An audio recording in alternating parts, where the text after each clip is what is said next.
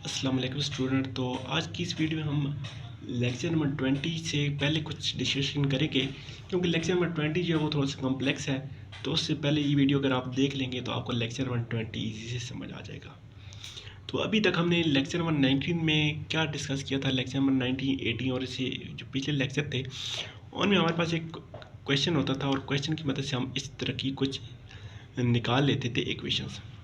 तो अब इस लेक्चर और इससे अगले आने वाले लेक्चर में हम पढ़ेंगे कि इन इक्वेशंस को सॉल्व कैसे करना है। ठीक है, तो लेक्चर नंबर 20 में हमारे पास जो टॉपिक है वो हमारे पास है graphical solution of linear programming problem. ठीक है, तो इसको ये जो हमारे पास लीनियर इक्वेशन आ जाती हैं ना, इनको ग्राफ की मदद से कैसे सॉल्व करते हैं ये मैं इस वीडियो को मैं आपको बताऊंगा। और आप जब ये वीडियो देख लेंगे ना तो आपको लेक्चर नंबर 20 जो है वो बहुत अच्छे से समझ आ जाएगा। इसके बगैर लेक्चर नंबर 20 समझना थोड़ा सा मुश्किल होगा। तो आप ये वीडियो पूरी देखें और साथ साथ नोट करते जाएं अपनी वर्डिंग में। तो सबसे पहले हमने ग्राफ एक बना लिया। ठीक है, इसके ऊपर ये हमारे पास एक्स एक्सिस है, ये हमारे पास वाई एक्सिस है। यहाँ पे हमारे पास एक्स की वैल्यू 10 है, 20, 30, 40, 50, 60। इस तरह नेगेटिव है -10, -20, -40। वाई एक्सिस के ऊपर यहाँ पे 10 और 20, 30, 40 और यहाँ पे नेगेटिव -10, -20, -30 और -40 इस तरह चलते आ रहे हैं। ठीक है, तो इस ग्राफ को हम क्या कहते हैं, ये हमारे पास पहला क्वाड्रेंट होता है, फर्स्ट क्वाड्रेंट, ये सेकंड क्वाड्रेंट, ये थर्ड क्वाड्रेंट और ये फोर्थ क्वाड्रेंट। फर्स्ट क्वाड्रेंट में देखें हमारे पास एक्स की वैल्यू पॉजिटिव होती है और वाई की वैल्यू भी पॉजिटिव होती है। सेकंड क्वाड्रेंट में देखें एक्स की वैल्यू तो नेगेटिव होती है, वाई की वैल्यू जो है वो पॉजिटिव होती है। थर्ड क्वाड्रेंट में एक्स की वैल्यू नेगेटिव है, वाई की वैल्यू भी नेगेटिव है। फोर्थ क्वाड्रेंट में आ जाए तो एक्स की वैल्यू तो पॉजिटिव है, वाई की वैल्यू तो नेगेटिव है। ये तो कॉमन सी चीज़ है, आपको इस चीज़ की तो समझ आ गई होगी। नेक्स्ट हमारे पास ये जो इक्वेशंस आ जाती हैं इनको कैसे सॉल्व करते हैं, इस टॉपिक के ऊपर आते हैं। तो यहाँ पे हमारे पास कुछ इक्वेशंस लिखी हुई हैं, जैसे हम पिछले जितने भी लेक्चर थे उनमें ये इक्वेशन बनाते थे। यहाँ पे हमारे पास इक्वेशन है g = 4x + 7y। इसको हमने मैक्सिमाइज़ करना है। x <= 40 है, y <= 30 है, x + y <= 60 है और x y जो है वो पॉजिटिव है। तो इन इक्वेशन की मदद से हम ग्राफ ड्रा करेंगे और अपनी इक्वेशंस का सलूशन देखेंगे। तो सबसे पहले हम इस इक्वेशन को सॉल्व करते हैं। इस इक्वेशन को अगर हम सॉल्व करें, x ये आपने रफ अमल कर लेना है। ठीक है, x + y को अगर हम इक्वल 60 करें, ठीक है, तो यहाँ पे अगर x = 0 पुट करें, x = 0 पुट करें तो ये हमारे पास आ जाता है 0 + y = 60।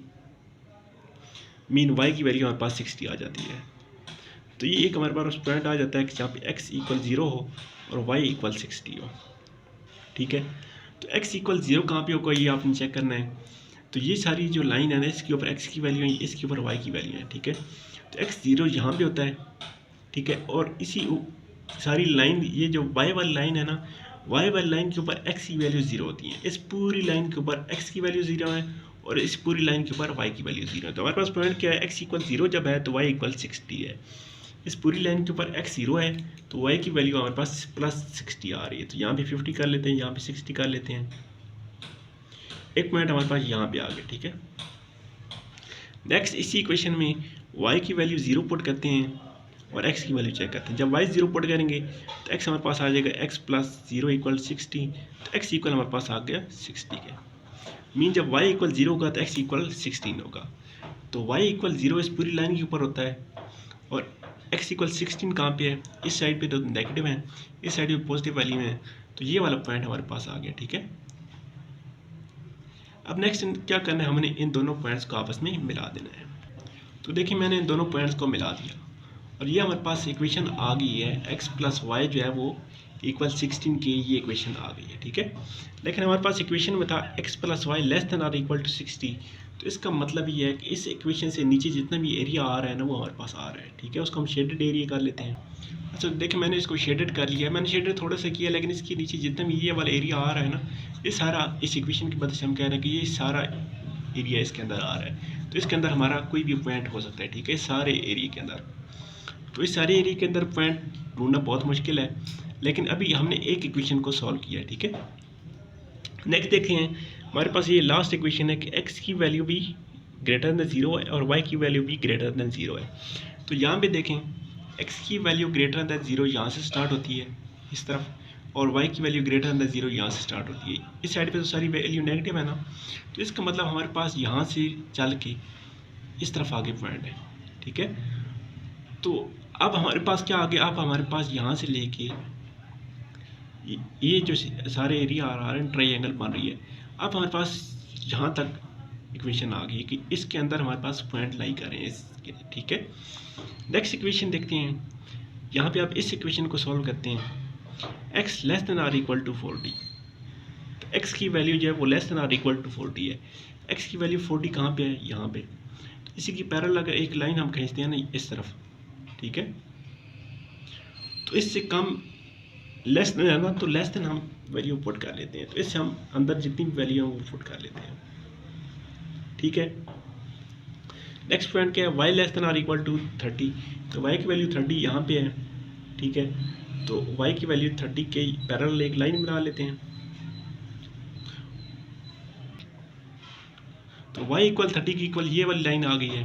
तो अब देखिए अब हमारे पास ये वाला एरिया रहेगा, यहाँ से ये सारा एरिया आ रहा है, ठीक है।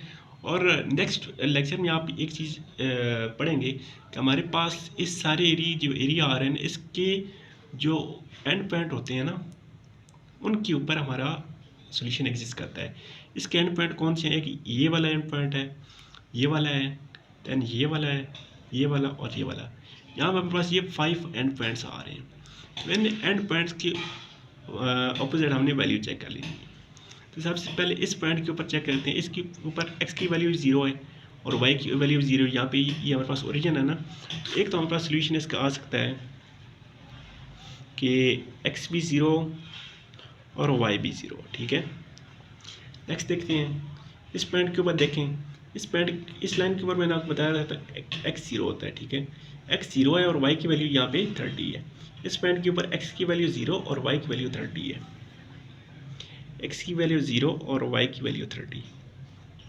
नेक्स्ट चलते हैं, नेक्स्ट इस पॉइंट के ऊपर आए, तो इस पॉइंट के ऊपर y की वैल्यू तो हमें पता है 30 है, ठीक है। x की वैल्यू कैसे फाइंड करेंगे, हमारे पास है x प्लस y जो है वो 60 है ना, ठीक है। तो जब x की वैल्यू 30 है तो y की वैल्यू 30 करेंगे, सॉरी y की वैल्यू 30 है तो x की वैल्यू 30 करेंगे तभी 60 बनेगा। तो इसका मतलब यहाँ पे जो x की वैल्यू वो भी 30 है। तो हमारे पास नेक्स्ट पॉइंट आ गया 30। इससे अगला पॉइंट देखते हैं, इससे अगला पॉइंट हमारे पास ये वाला बन रहा है। इस पॉइंट के ऊपर x की वैल्यू तो हमें पता है 40 है, तो y की वैल्यू क्या होगी, x प्लस वाई इक्वल 60 होना चाहिए। तो 40 प्लस कितना करें, 60 होता है 20, तो यहाँ पर y की वैल्यू जो है वो 20 आनी चाहिए। नेक्स्ट हमारे पास पॉइंट इसका मतलब आ गया 40 20। अब जैसे एक पॉइंट हमारे पास ये वाला रह गया है, तो इस पॉइंट के ऊपर x की वैल्यू हमें पता है 40 है और y की वैल्यू इस लाइन के ऊपर 0 होती है। तो 40 और 0 यहाँ पे हमारे पास इसकी वैल्यू आ गई है,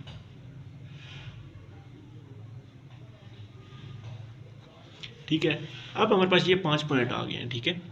और इन 5 पॉइंट को हमने इस इक्वेशन में पुट करके देखना है, जहाँ पे हमारे पास मैक्सिमाइज आंसर आएगा वो हमारे पास पॉइंट हो सकता है। इन 5 पॉइंट को हम इस इक्वेशन में पुट करके देखते हैं।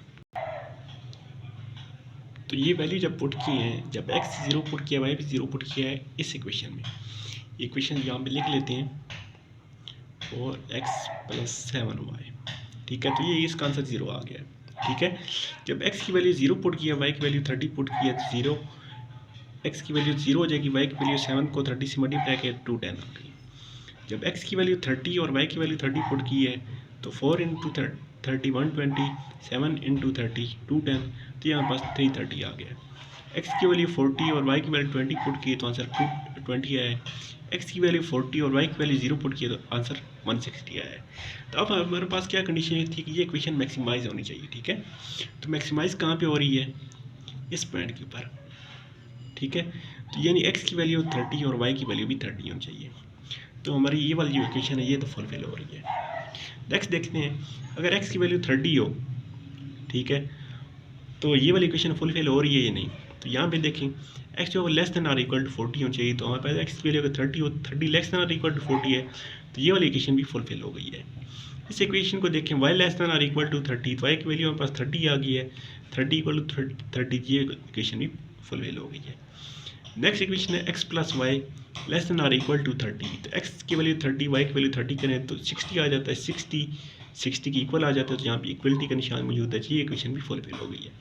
और एक्स और वाई दोनों पॉजिटिव हैं, दोनों की वैल्यू 30 दोनों पॉजिटिव होती है, ये भी हमारे पास इक्वेशन फुलफिल हो गई है।